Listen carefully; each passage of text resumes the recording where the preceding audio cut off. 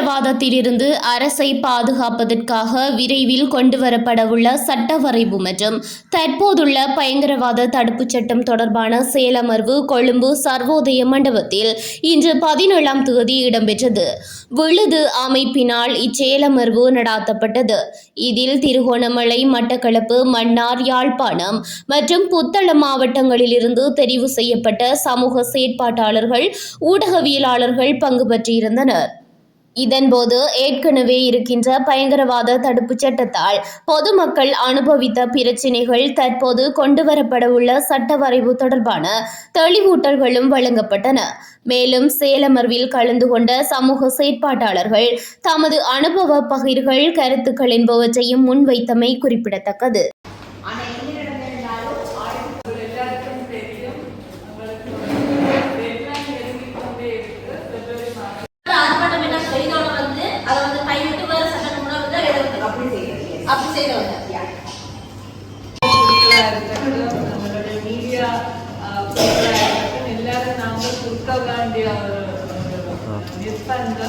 அப்ப அதுல எங்களுக்கு முக்கியமாக PTA பற்றி நாங்கள் நிறைய கலந்துரையாடல்கள் நாங்கள் செய்திருக்கின்றோம். நீங்களும் வெவ்வேறு